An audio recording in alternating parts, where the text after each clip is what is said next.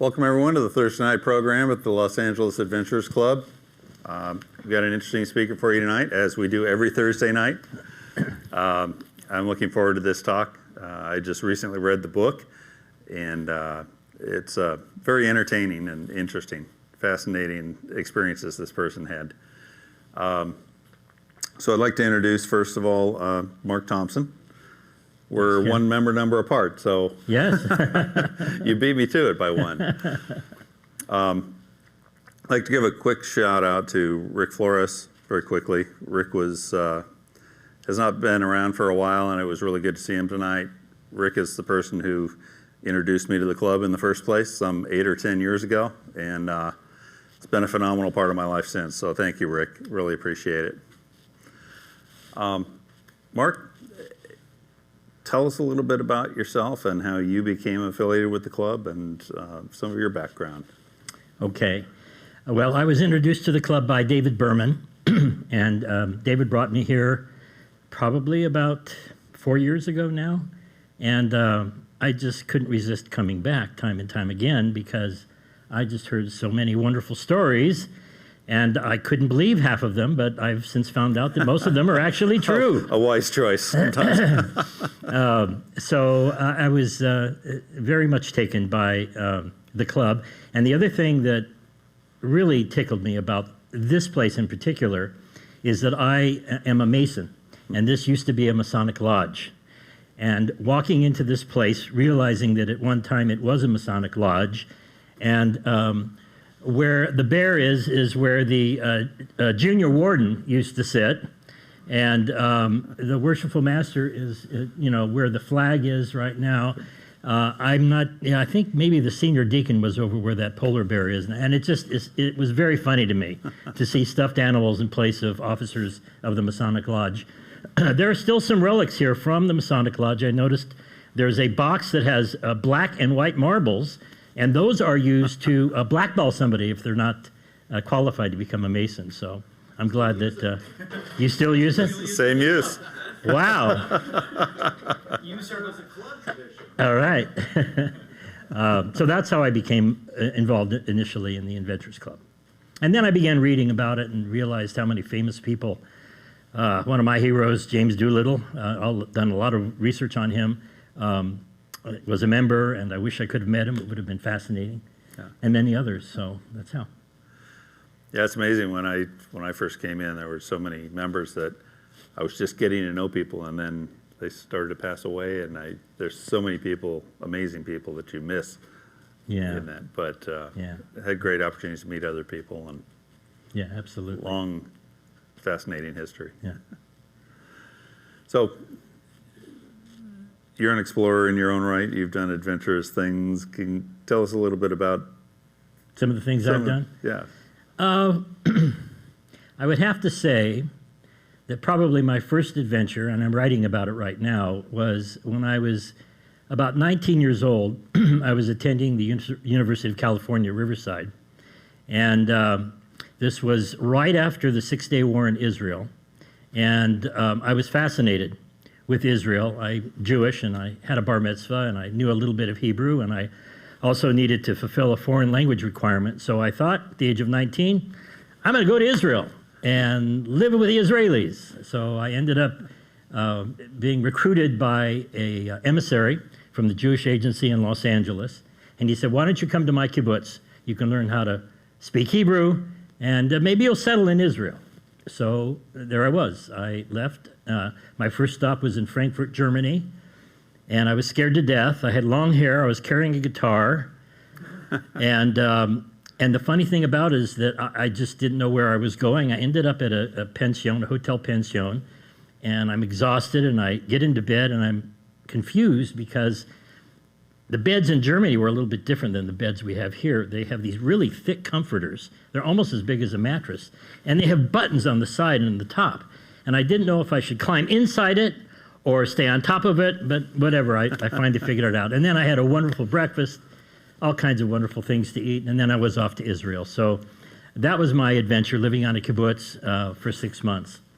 I loved it, and I decided I would continue my education in Israel, and so I continued at the Hebrew University of Jerusalem, where I got my bachelor's degree in international relations.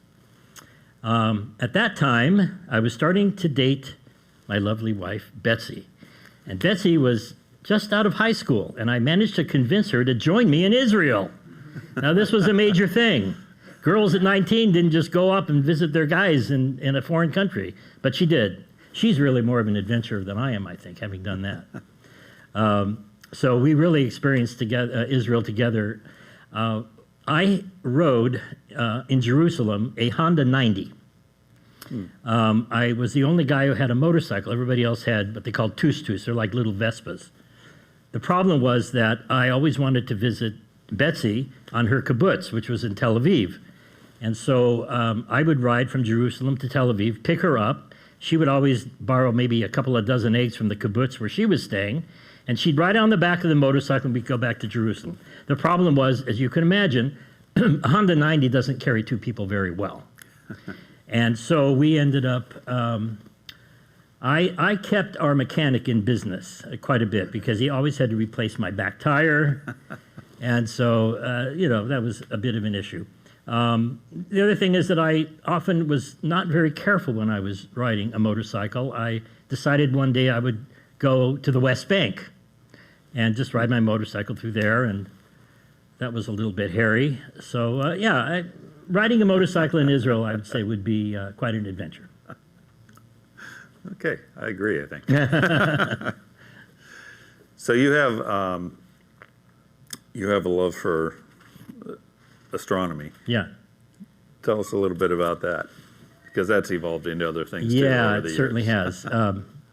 My interest in astronomy actually began when we moved to the desert in the late 90s. I had never paid much attention to the stars living at the beach. There's not much that you can see. But one night I was out in the pool on a summer night, and it was amazing. I'd never seen so many stars. It happened to be, excuse me, the same time that Carl Sagan was very popular.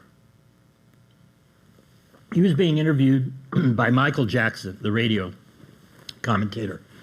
And Sagan spoke so poetically that I just fell in love with the whole concept of the universe, and I wanted to know so much about it. So I got my first telescope, and I found that it was something that I wanted to continue to learn about, and I did. And then I became involved with the entertainment aspect of it, because in the year 2009, it was the International Year of Astronomy, and being an entertainer, I decided that I would tour the country as Galileo, and I visited various universities, performed at Caltech one evening with Arthur C. Clarke, and that was a lot of fun. So I started, and then I actually worked at a telescope company for a while. So it's always been a hobby of mine, and it still is. And as a matter of fact, I've probably been on 4 solar eclipses so far, and we're scheduled to go on the one in Texas in 2024. So you chase these all over the place. Yeah, yeah. The best one was in Hiku'iru. It's a little atoll in Tahiti. And that was really amazing, because when we visited Tahiti, this was the first time they'd ever had any visitors in this little atoll. And they literally set up these huts on the beach for us the week before. A hurricane destroyed all the huts. Then they had to construct new huts further in. And the day of the eclipse was really amazing. It was raining all morning. We still set up our stuff. And literally 10 seconds before the total eclipse was to begin, the clouds parted, and we saw the eclipse in its entirety. On the other side of the island, of the atoll, they didn't see anything at all, which was really remarkable. Amazing. So we're here tonight to talk about Umberto. Yes. So you wrote a book called Sinatra's Tailor. Right. So I just finished the book. It's a fascinating read. You listened to a book, Listen right? to Yeah, it, yeah. technically. Yes. Okay, yeah. That's how I fill my time on the freeways. Oh, good, good. So I made good use of it. How did you meet or get involved with Umberto's story to begin with? Well, actually, I knew Umberto from the time I was in high school. My first job in high school was to work for the Broadway department store.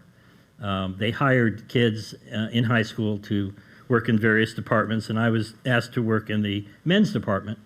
And the Broadway didn't have a tailor at the time, so whenever we had any clothing that needed to be altered, we'd bring it over to this young tailor who was in the mall at the Los Altos Shopping Center in Long Beach, and his name was Umberto. And I would bring the clothing over along with my customer, and Umberto would always greet me the same way. He would always say, "How can I help you, young man?" And from there, he would do whatever the alterations were that were necessary. And so that's how I was probably 17 years old when we met. Then Betsy and I were traveling, and we lived elsewhere, and we finally came back to the Long Beach area in the early 80s. And at that time, I just made a career change, and I also needed a new suit of clothes. So I went to see Umberto. He'd been in this new store now for several years. And I walk in the store, and he looks the same, except for now he's got really brilliant white hair instead of black. And he greets me the same way. "How can I help you, young man?" Well, I ended up spending just about everything in my checking account. He was such a fantastic salesman. And I said, "I really didn't plan on spending so much money. How did you do this? I mean, you're a great salesman." He said, "Well, I had to in order to survive when I was growing up." I said, "Well, really? Well, tell me about that." And he said, "Well, I was raised by nuns and Nazis." I said, "Really? Well, what do you mean?" He said, "Well, I was an orphan in Italy during World War II, and I was deposited in an orphanage run by nuns, and the orphanage was taken over by the German army because it was in the city of Gaeta, and Gaeta at that time was considered to be possibly one of the landing sites of the Allies when Italy and Germany were in the Axis together. And so they kicked us out of the orphanage. And I had to survive. And I won't go into the whole story because a lot of that is in the book. But then I said, "Your story is really fantastic. Have you ever, anybody written a book about it?" And he said, "No." He said, "But Steven Spielberg wanted to do a movie about me." I said, "Well, really?" He said, "Yes, Spielberg was a client of mine when he was in college at Cal State Long Beach. He used to come in here, and he would buy clothing, and he told me one day he'd like to do my story because, it's an interesting one, and he wanted to do it." I said, "Well, why didn't you?" And he said, "Well, my wife wouldn't let me." "Oh, why not?" "Well, because she thought it would go to my head." "Well, what do you mean?" "Well, it would go to my head like it did when I became Frank Sinatra's tailor." And then I knew there was a story here. Because I've always had, my life has really, in many ways, been shadowed by Frank Sinatra, and I'll tell you why. My father used to be a professional singer. In fact, I have it on video. Maybe we can watch it a little bit. And he sang like Sinatra. And so he would play Sinatra records, and I would listen, and I would try to sing like Andy Williams and Bobby Darin and sometimes Frank Sinatra. And I just enjoyed Sinatra's music. When we lived in Palm Springs, I was a speech pathologist at the local hospital. And one day, I got a call that someone very important was coming in for speech therapy, and ended up being Frank Sinatra's opening comedy act. His name was Pat Henry. I don't know if any of you remember him, but Pat was the opening comedian act for Sinatra for many years when he was at Caesar's Palace. Pat had had a stroke, and he was unable to speak. And I was asked to get him back on stage in a year. And so this was quite a task. And I ended up meeting Frank Sinatra. I remember one day he was over at Pat's house, and he's looking at me, and he said, "You need to get this guy up on the stage with me." I said, "Well, I'm doing the best I can, Mr. Sinatra." And he said, "You get him up on the stage." I said, "Yes, sir." So then I had an opportunity actually to sing for Frank Sinatra. When I was a cantor at the local synagogue, he was a big benefactor of the synagogue. He was very good friends with the rabbi. And we were having a groundbreaking ceremony, and at this groundbreaking ceremony, he was the guest of honor, and I got to sing for Sinatra. So that was pretty cool. So I've always had this kind of connection with him. And then when Umberto tells me that he was Sinatra's tailor, that just made it come full circle for me. So I really wanted to tell his story. And so we would begin to meet on Thursday nights at his girlfriend's home. And he would begin to tell me stories about growing up in the orphanage and everything that happened to him afterwards. So, how long did it take you to put this all together and turn it into a publication? We probably had interviews for, I would say, maybe 4 years on Thursday nights, so I had to compile a lot of information. And not only that, I mean, I had to corroborate his stories with the facts. So, for example, the first thing he told me is that when he was 6 years old, he read a poem to Hitler. Well, this really didn't make sense to me, so I had to do some research. And I discovered that Hitler was really never at that particular location at the time that Umberto was 6 years old. However, there was a general who looked an awful lot like Adolf Hitler, who was responsible for the 94th Division of the German Army and may have come to the orphanage along with Mussolini. Umberto also says that he read a poem to Mussolini. So I can't verify this, but if you were to ask him, he'd say, no, I absolutely did, and you would not change his mind if you tried. Prove otherwise. Yes. Okay, so he did the book. How did I go about doing the book? Yes. Yeah.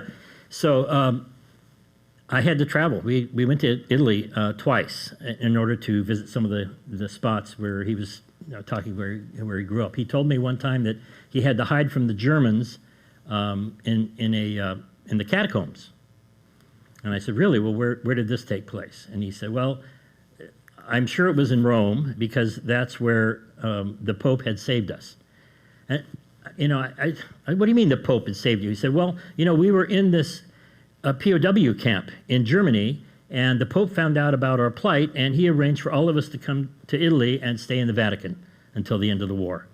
I said, really? I said, well, let's go check this out. So we went to Rome together. We went to the Vatican, and we're touring the Vatican gardens in a bus. And he's pointing out all these areas where he used to swim in the fountains because they didn't have showers, so they would swim in the fountains. He said, that's where I rang the bell by the Pope's garden, and they didn't like it because I made too much noise. And so all of these things were beginning to make sense, and they were beginning to coordinate with the stories he was telling me.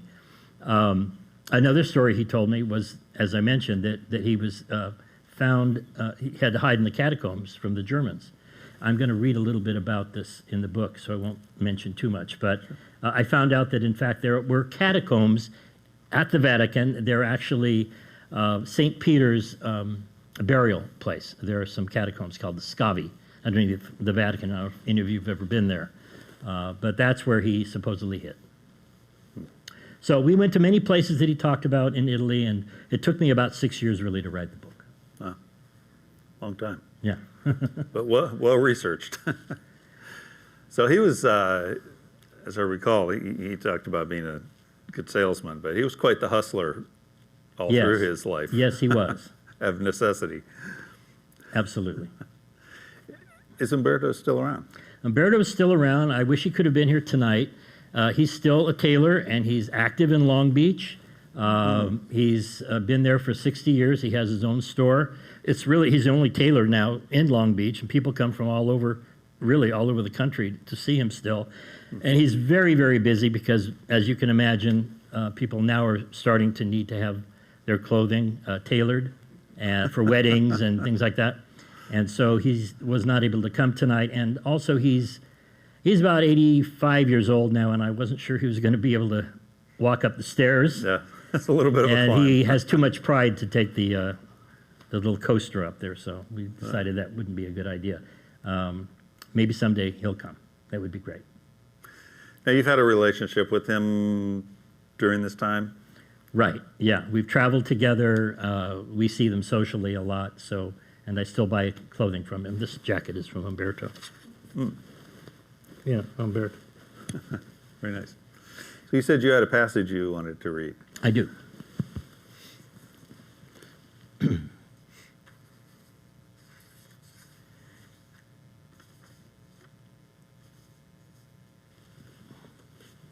see here. Okay. This is entitled The Vatican Necropolis. It was 6 o'clock, dinner time. I'd stuffed myself with so much candy that for once I didn't care about eating.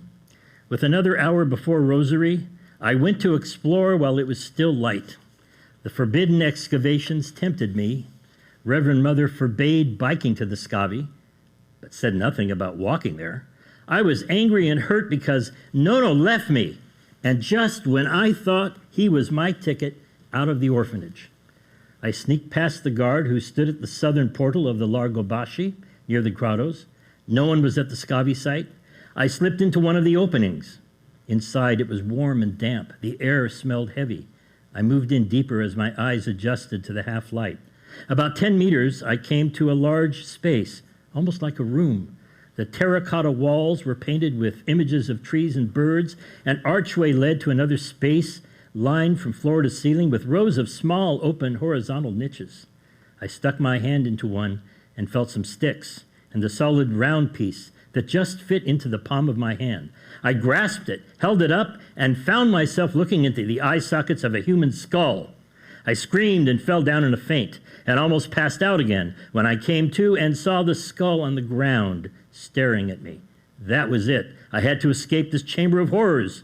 I worked my way back out and, covered in dust and dirt, headed back to St. Martha's Chapel. I had apparently missed all but the last 5 minutes of the sacred rosary service, after which Reverend Mother pushed me over to a corner of the chapel and scolded me. "You're filthy and you stink! How dare you enter this place of worship in such a state? You rode that bicycle without my permission, didn't you?" "No, Reverend Mother, I did not ride the bicycle." "Well, what did you do after you saw your grandfather?" Somehow she already knew of his visit. "I left with him." "You what?" "He took me with him. He said it was all right to leave." "It most certainly was not." I shrugged and frowned. "Well, go on. What happened?" "We left the palace and went to Nono's carriage outside the wall. That's when we heard the shots. Nono shoved me to the ground, but out of the corner of my eye I saw them shooting." "Who was shooting?" "The Nazis. They were chasing some men on the street right in front of us. They killed them all. I saw them die, Reverend Mother." "Oh, my God, how many?" "I don't know. I couldn't see that well because Nono was on top of me, protecting me. But it was terrible. That's when my grandfather yelled to me. He said, 'Get up and run. Run fast as you can, Umberto. Hide somewhere where the Nazis can't find you.' So I ran into the Scavi." "But it's forbidden to enter the Scavi." "I know, but I was afraid, and I thought the Nazis would not follow me there because it's on our side of the wall." "True." She was quiet. Her eyes softened. "Tell me what you saw there, Umberto, in the Scavi." I managed to force a tear. I could tell she was curious, desperate to hear more. "Well, at first it was too dark to see anything, but then I saw the skeletons, lots of them, lying on these shelves in the walls. I was so afraid I must have fainted because the next thing I knew, I was on the ground. That's why I'm so dirty. It's the honest-to-God truth, Reverend Mother. Please, please don't punish me." The sobs came much more easily now. "Well, Umberto, that's really not so bad," she said, stroking my cheek and brushing away my tears. "You really shouldn't have been so frightened. You see, those skeletons are merely reminders of our own mortality." Well, this made no sense to me, but I didn't care. She believed my tall tale and gave me a reprieve. "Life is precious, Umberto, and sometimes very short. Every day, you must appreciate God's blessings. Always remember to do good deeds because, in the end, God judges every human soul." I whimpered some more, wiping my nose on my sleeve. "Now promise me that you won't go back to the Scavi." She needn't have worried about that. "I promise, Reverend Mother, I'll never go back there again." She shook her head. "I pray that your grandfather is safe now, but he certainly is a rascal. I will have to speak to him about his bad behavior. Now go and clean yourself up." I walked back to the Pinoteca, stopping to wash at the Fountain of the Eagle. I laughed. Reverend Mother called Nono a rascal. Was I just like him? I wasn't sure, but I thank God that I avoided punishment, especially with such a fantastic whopper. I should have asked him, capital H, if he could always make Reverend Mother so sympathetic, but I forgot to. So he'd have made a great fiction writer. Yeah, well, he's a great fiction teller. So you brought some pictures. Yes, yeah, I'd like to give you a little video here. So let's start with the first slide. Where do I look? Oh, thanks. There we go. Okay. Is it possible to play some music from this? Not sure. There is a symbol on that screen that should play some music. It doesn't look like it's compatible with our software, so I'm very sorry, okay. but... Okay, that's all right. We'll just go ahead. Let's go to the next slide then, please. Many of you remember the old hi-fi consoles. Well, that's what we used to use to listen to Sinatra's albums, and so you would have listened to a recording of Sinatra singing. When I was 17, it was a very good year. Go ahead, next slide. This is these are 3 photos of my father. He was singing at a talent show, I believe, in this particular case, and he made a recording with an orchestra in Los Angeles in the 50s, and the recording was called Go Menasai, which means in Japanese, I'm so sorry, and Harry Belafonte actually made a recording of this song later. Next slide. That's me. I'm 17 years old, and this is when I got my first job at the Broadway department store. Next slide. And you'll see here a picture of me this is a picture of Frank Sinatra and Pat Henry. Pat Henry, as I said before, was the comedian for Sinatra. He and Sinatra would go to Dodger games together, and that was one of the photos that was taken at a Dodger game. Next slide. So when I finally returned to Long Beach after many years of being absent, this is what Umberto said to me. He said, as you can see, he said, "What? I was raised by nuns and Nazis." Okay, next. So these are, you've heard of Tuesdays with Maury. Well, these were our Thursdays with Umberto, our Thursday night dinners, where he would regale me with all of his wonderful stories. Next slide. Having a hard time saying, okay, well, you would have heard Dean Martin singing, "When the moon hits the sky like a big pizza pie, it's amore," but you don't hear that right now. But you can see the moon there in the distance of the photo. Next slide.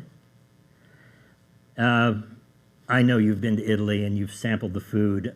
We just had some amazing meals when we were there. Umberto's niece and her husband own a huge bakery in a town called Scauri, which is where Umberto eventually found himself when he was a young man. And we sampled a lot of wonderful food there. And next slide. Yes. How many of you ride motorcycles? Okay. Have you ever taken the Amalfi Coast on your motorcycle or a scooter? It's an amazing experience. And I had to do it one day. I almost ended up off the cliff, making a quick turn, but I made it. Actually, Betsy accompanied me on this particular bike ride from the Amalfi Coast all the way down to Salerno. So you almost took her out with you. I almost took her out with me, yes. So that was a fun ride. And we came back on a Sunday afternoon, I remember, and she was not happy with me because I was darting in and out between cars. She didn't think that was much fun. Next slide. Okay, this is a picture of the orphanage where Umberto grew up. And the second slide is the orphanage being renovated right now. They're making it into a hotel, a fancy hotel. It's been this way probably for 6 years. They are very, very slow with their building in Italy. Next slide. Views from the orphanage overlooking Gaeta, the city that I spoke to you about. Next slide. Not a bad view. Yeah. And I believe, yes, this is back in Scauri with Umberto and his brother, Stelio. He's an older brother, Stelio, his only surviving sibling. And Stelio has told some remarkable stories about Umberto growing up and his escapades with girls. Umberto, it's too bad you can't see him because he's quite a charmer and a ladies' man to this day. Next slide. And this is the Vatican Picture Museum, where the children that were housed by the Pope, it's called the Pinacoteca, and the boys stayed in one area of the picture museum, and the girls were in another area of the museum. And they didn't have any showers there. I think they probably had just a couple of toilets, and that was it, because it's meant to be a museum, and so they ended up bathing in the Vatican grounds and picking berries for food. Next slide. And more views of the Vatican fountain and gardens. Okay, next slide. And this, unfortunately, you won't be able to hear it, but I was recording Umberto as he was on this bus tour in the Vatican Gardens, talking about his memories of what it was like to be there. But we won't be able to hear it, unfortunately, because we don't have any audio. Too bad. And this is the Aurora Hotel. It's a very fancy hotel that's right by the embassy, American embassy in Rome. And there's a story in the book about how after Umberto left the orphanage and left the Vatican, that they spent some time in the Aurora while their orphanage was being repaired. The orphanage had been bombed, and they were in need of repairs before they could move back to the orphanage after the war. Next. And the family has a wonderful garden. It's actually a field, and they grow all kinds of vegetables and fruits, and it's land that the family has owned for many years, and this is just a picture of this. So this is his family's land. His family, yeah. Yes. Next.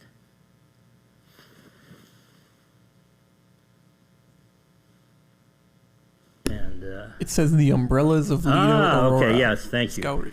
So Umberto worked, he didn't really like to get his hands dirty, and his brothers wanted him to work in the fields, but Umberto didn't like to get his hands dirty, so instead he worked on the beach putting up umbrellas, and this was his job there as a youth.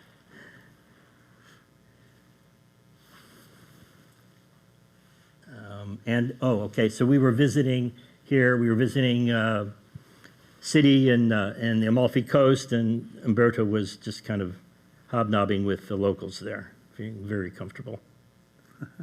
Okay, next. And unfortunately, we don't have the audio here, but this is Stelio, his brother, telling us about Umberto's escapades with the girls, which we can't hear. Yeah. And I think that's probably it. These are just some of the book talks that I've done in the past, which are no longer relevant. Okay. Yeah. Cool. So you have other projects in the future? Well, I've been asked to do a sequel on the book, and that's something that's probably on the back burner, but I'm working on another project right now that I hope eventually will be published. I'm desperate to find out more about the Sinatra connection. Well, Umberto would love to tell you stories about Sinatra, many of which I really can't say, and unfortunately, some of them are rather, I don't know how to say it. Unprintable? Yeah, and also probably not. You really don't want to talk about them in public because it's not going to be favorable for Sinatra and other people. Yeah, I imagine there are a lot of stories rolling around. Yes, and Umberto, I'm sure if he were here, he would be telling them. What else? Are there questions? Yeah. Any questions on the... From the chat, yeah, for sure, absolutely. Thank you everyone so much for tuning in. It's wonderful to see your smiling faces again in the chat. First question is, how did Umberto, after the war, how did Umberto get from Italy to the U.S.?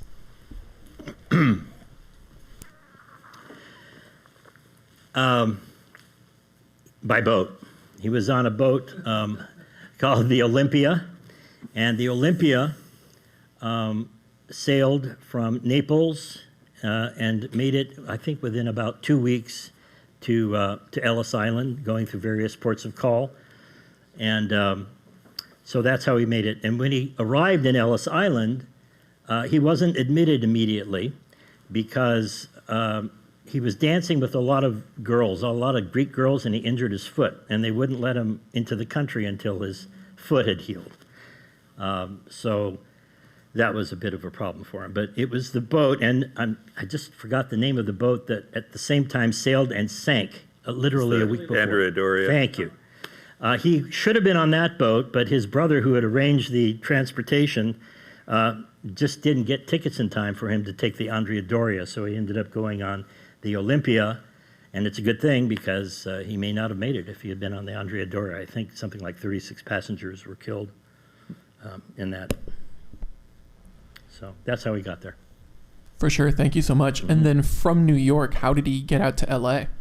So in order to come to the United States, you needed to have a sponsor, and Umberto's sponsor were his aunt and uncle. His uncle owned a furniture store in Downey called Conti, and they sponsored him. Also, in order to get to the United States, you have to have a profession. And so Umberto was recruited by a firm called Louis Roth Clothiers. Louis Roth was his employer, and incidentally, Louis Roth Clothiers, his grandson is the current mayor of Los Angeles, which is interesting too. And father is Gil Garcetti, so there you go. So that's how he got to the United States, his sponsorship through his family and with his profession.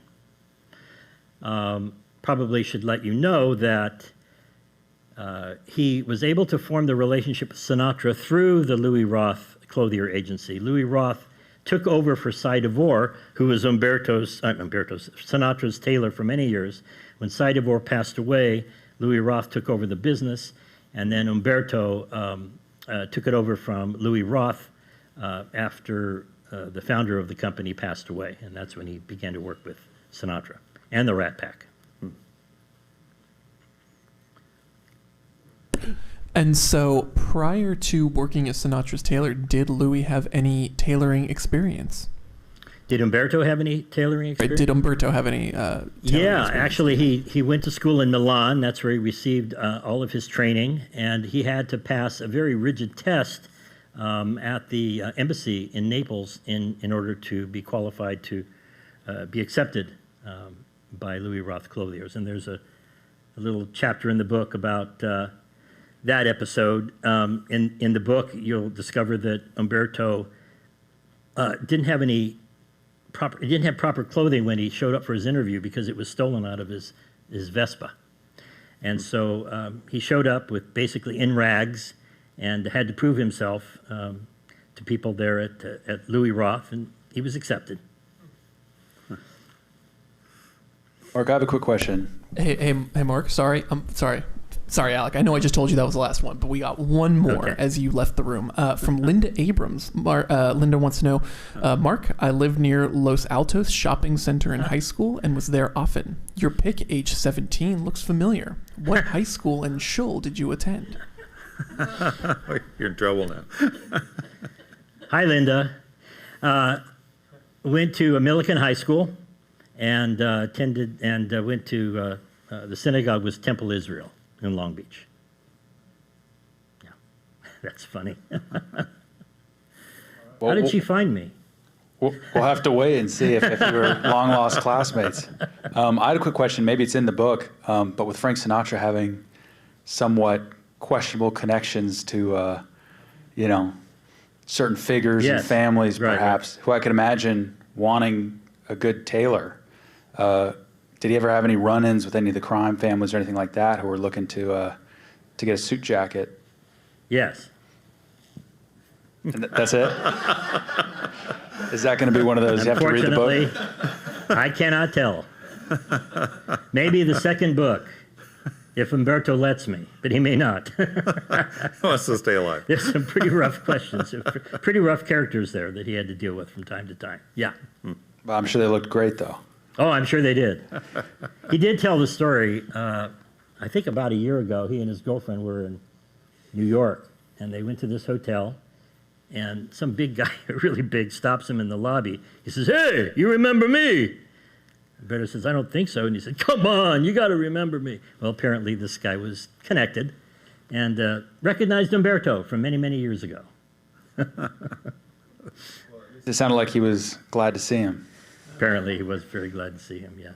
All right. Do we have any other questions from the audience? Yes. So, Mark, you mentioned that you're an entertainer. Can you go into more of the kind of entertainment stuff that you do?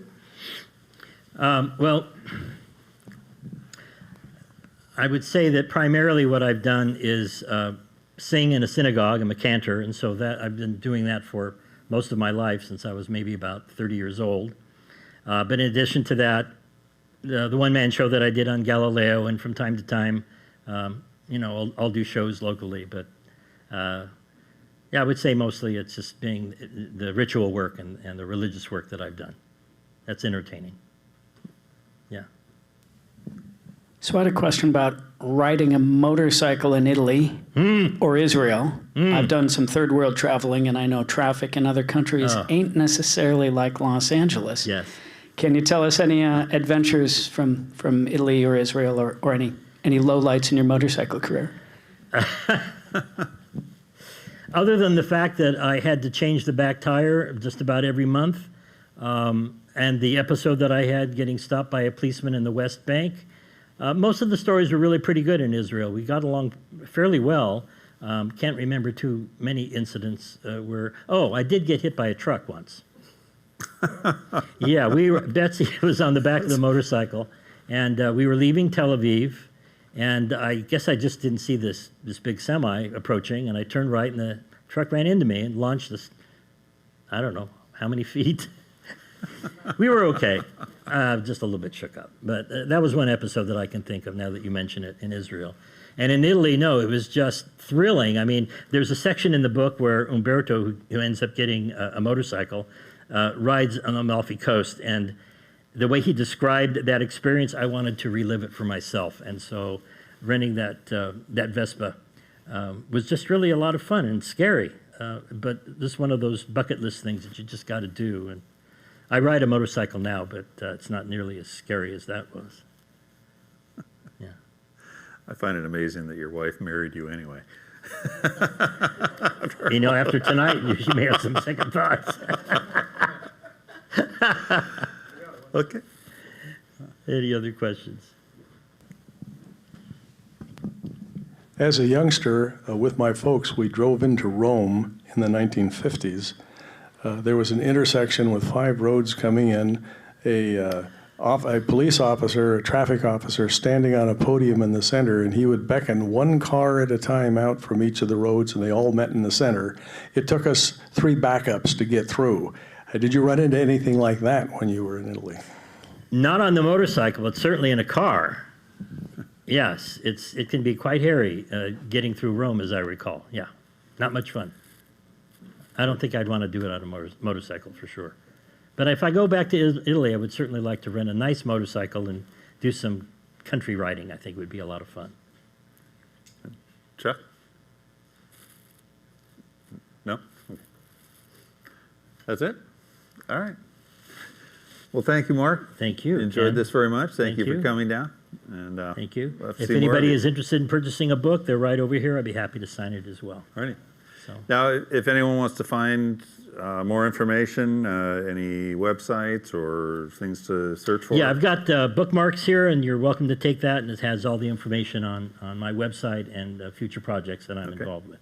And the name of the book one more time? Sinatra's Tailor, an Italian immigrant story, and it's also now available in Italian. So if you have anybody that speaks Italian, they may purchase it there as in Italy or here. Go get the book. It's an entertaining read. Thank you very much. Thank you. Thank you everyone for tuning in tonight. If you like what you heard, be sure to subscribe, like the video. Take us on the road with podcasts. We're on every podcast distributor that I know of, and it makes for good road listening instead of swearing at the guy in front of you on the freeway. So thanks for tuning in. Have a great night. Good night.